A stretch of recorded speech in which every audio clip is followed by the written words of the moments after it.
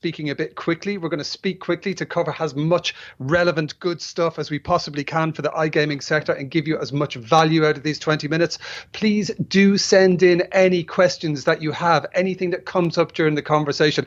Get it into the hop-in window. We will answer it, but after our chat, so we can take some time to properly go through it and give you some meaningful answers. The nice people at BDO have put together a fantastic free set of cybersecurity guidelines, which are going to be shared with each of you. Please express your interest in getting this free fact sheet. It's full of great information and it will really help you get started.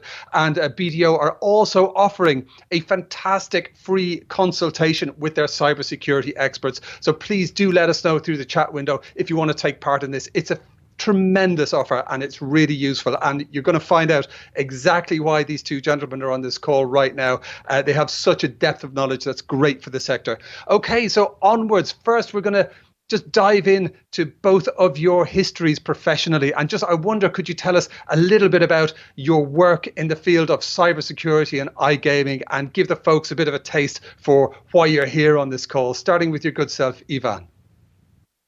So for the past years, I've been leading the technology service line at BDO Malta, overseeing the technology services we offer, including regulatory, compliance, cybersecurity, privacy, data protection, and other technology services.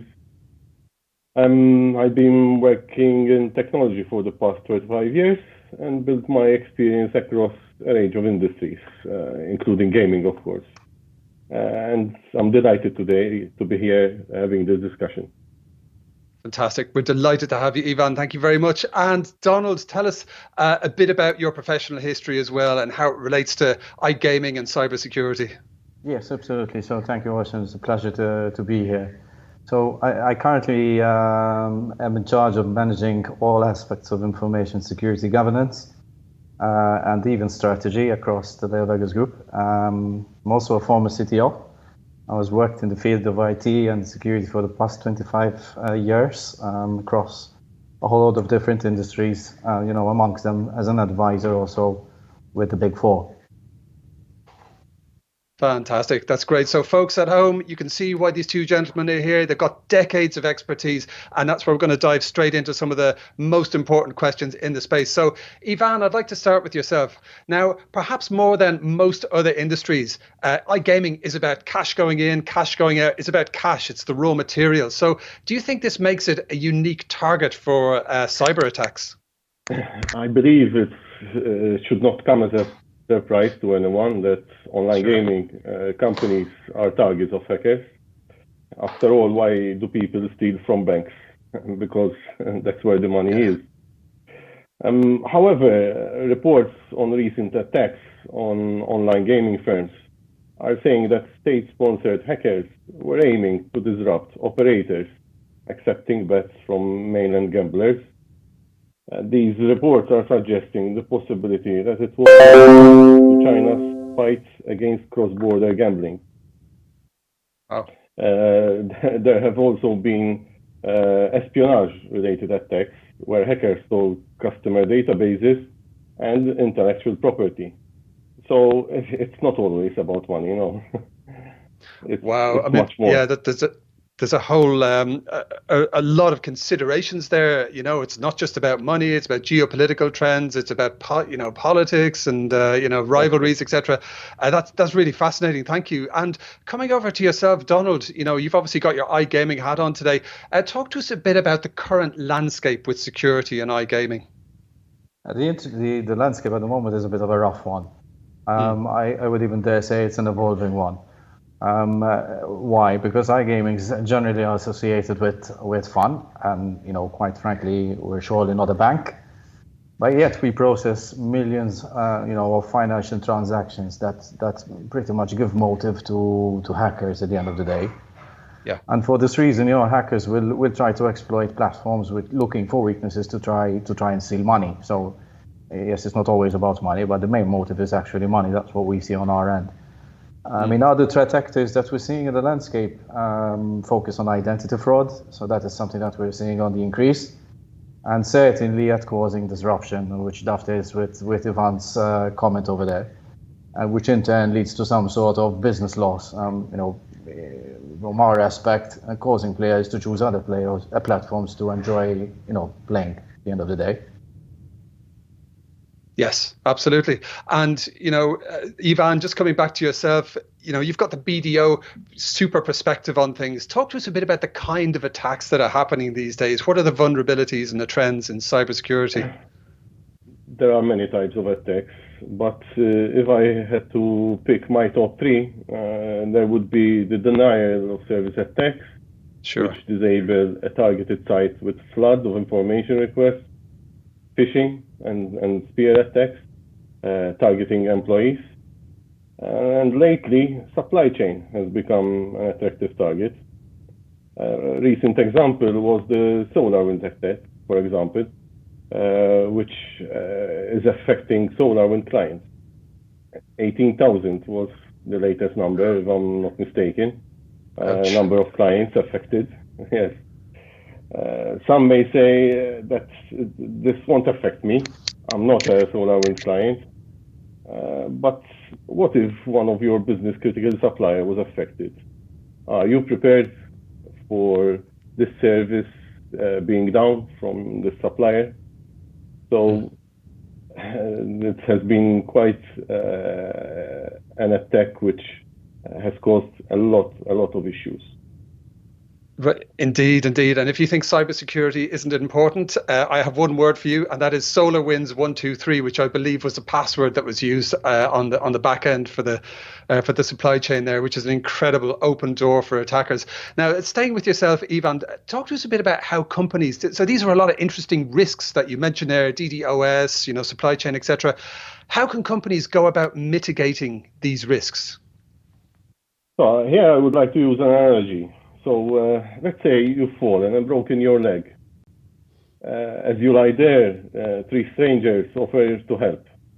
One has received first aid basic training. The next has some experience in bone setting, but no recognized qualifications. The third is a fully qualified practicing orthopedic. So which one do you trust to care for you? I think the answer is quite simple. Yes.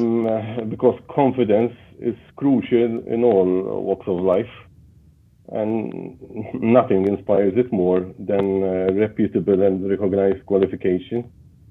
When there is proof that an individual or organization has put the hours required to demonstrate skill and aptitude, it's always easier to know where to place our trust. In the business world, in cybersecurity accreditation offers precisely this form of reassurance. It's providing tangible proof that a business is equipped and is following recognized company-wide security framework to exactly mitigate these risks, as well as taking the proactive steps to make online security a priority. Absolutely, yes. Whether you're having your leg set or securing your iGaming cybersecurity, you want the one with the accreditation, with the qualifications, with the proof behind it. You do not want the guy you just bumped into on the pub who assures you he can fix your leg. So sound advice there. Thank you very much, Ivan. Staying with yourself for one more question, Ivan. I would like to start exploring with you both the role of regulators, because I think there's a really interesting balance between regulators, between companies in the space, and between the audience. And it's always about achieving the right balance, I think. What do you think, Ivan, is the role of compliance and regulators in this iGaming cybersecurity world? I believe they have a crucial role to ensure that the entities they're regulating have the technology, the processes, and other controls to prevent or at least reduce the risk of loss from cyber incidents. And also, I believe they should press the entities they regulate to prepare for a likelihood of significant cyber incidents. Mm-hmm. Absolutely. And Donald, what say you? Do you have a take on the whole role of regulators in the cybersecurity space for iGaming? Oh yes, very much, very much so. So Ivan's very correct. Dovetailing with how we mitigate risks. The key for us is to be prepared and know how to respond. I would add also within reason, but also in an effective manner. And the way that normally manifests itself is usually by employing controls in a layered manner, holistically, if you will, sort of thing. So in essence, the way we do it is, forming part of the legal and compliance department, we focus on advising the company on how to best comply with license requirements. Regulators, on the other hand, we require some level of compliance to ensure that iGaming companies operate within what we call responsible parameters, related not only to security, but also other aspects like KYC, AML, and potentially even RG. This, for us, pretty much ensures that there's a level playing field, mostly for the player or the customer, and mostly in terms of managing expectations. Yeah, absolutely. Good. Very, very good comment there. And folks, we've just passed the 8 minutes left mark, so time is marching on. Please do remember to get your comments into the hop-in chat window. Your questions, they will be answered afterwards. Please do sign up to get the free white paper, and please do sign up to get the free consultation. It is really worth a lot with BDO directly there. Okay, we're going to move swiftly on. Now, we've heard there about the opportunities, this global interconnected world that we live in, supply chain security, etc., etc. So there's sort of a world of opportunity around global iGaming businesses operating in multiple jurisdictions. But Ivan, talk to us a bit about how they should be thinking about navigating this complex space and multiple jurisdictions. As you correctly pointing out, different jurisdictions have somewhat different requirements with regard to security. And this is presenting various challenges to operators. However, we are seeing several regulators pushing ISO 27001 standard. In fact, several jurisdictions currently waive security auditing requirements if license holders already hold an ISO 27001 certification. And this enables the independent testing and certification process to require less effort with potential cost savings and quicker time to market, which is not something to discount. Absolutely. So if you want to get ahead, maybe think about getting an ISO 27001, worth checking out for sure. And Donald, we're going to hop over to you now. Now, we spoke about money in, money out, but of course, it's a business. It's important for it to be financially sustainable. Now, talk to us a bit about the potential impact, for example, the reputational impact of cyber attacks, and how damaging can this be for the iGaming sector? A very, very interesting aspect. In fact, reputational risk is obviously only one aspect of risk that is looked at by at least our C levels and by our board. For us, of course, it's imperative to maintain a good security posture, and to be honest with you, it's no longer an option. So it clearly represents a big risk. Any business financial impacts could be impactful to us. So with this in mind, it's important for us to manage risks and cybersecurity in a way that risks are reduced to some sort of acceptable level. In the case of us, for example, reputation is key, simply because it is very easy to lose customers or operating licenses as a result of security issues, and that's a very big deal. Yeah, that's the thing about credibility, that kind of reputation. It's easy to lose, particularly after a cyber attack. And coming over to yourself, Ivan, you work for BDO. You advise a number of iGaming companies about their cybersecurity and their measures. How do you go about advising these companies to manage their cybersecurity? What's the BDO perspective? Well, conscious of time, I'm going to summarize this in 2 words. Be prepared. Cyber attacks and data breaches could always happen. But the forward planning that's involved when a cyber security framework is in place precisely demonstrates that the business has evaluated the risks as well as their business continuity and incident plans. So if things were to go wrong, it doesn't actually prevent the incident from occurring, but it surely helps significantly to reduce the impact.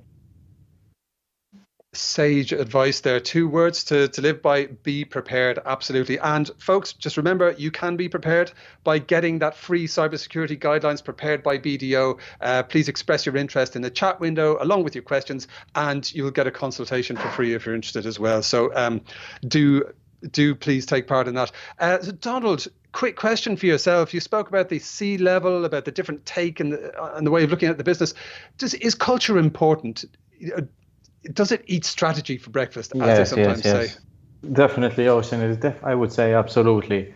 I mean, it's all well and good to have a good strategy, However, I believe it is crucial for any rollout of any program or the success of any security strategy. Without the right mindset, buy-in is going to be somewhat limited, in my humble opinion. And usually strategy will suffer if the mindset is not set properly. So setting the tone at the top and leading by example, in my humble opinion, again, are 2 components that I believe are absolutely crucial to the execution of any strategy. I think the key, though, however, is to think of security as an enabler, as a cornerstone to the success of any strategy that any gaming company decides to put through. Yes, well said. Good advice for the C-level there. I know iGaming Next attracts a lot of C-level folks. That was very useful. Staying with yourself, Donald, what are your top tips? We've got a couple of minutes left. Top takeaways for cyber resilience for iGaming companies.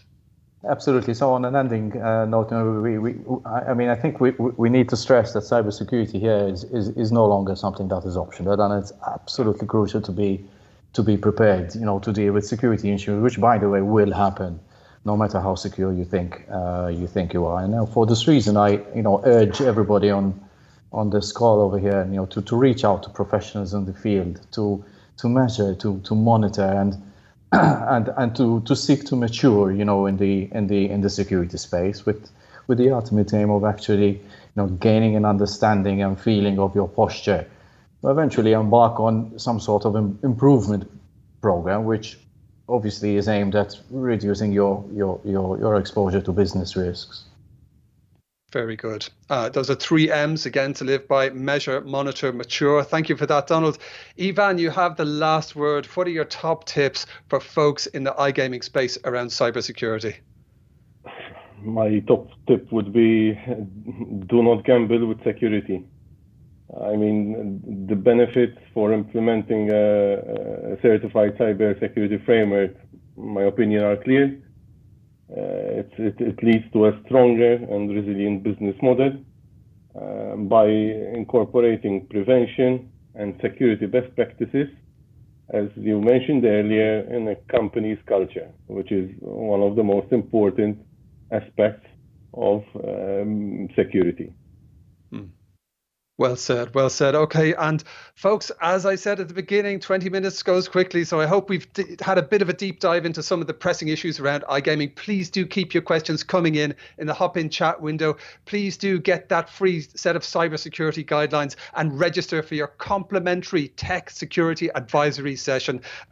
Put that in the chat window and reach out to any of us on LinkedIn or any of the professional networks. Thanks so much to Ivan and Donald for that absolute cybersecurity iGaming gold there. Thank you for the iGaming Next team, and I hope you enjoy the rest of the iGaming Next Power Hour. Thank you for joining us. Thank you.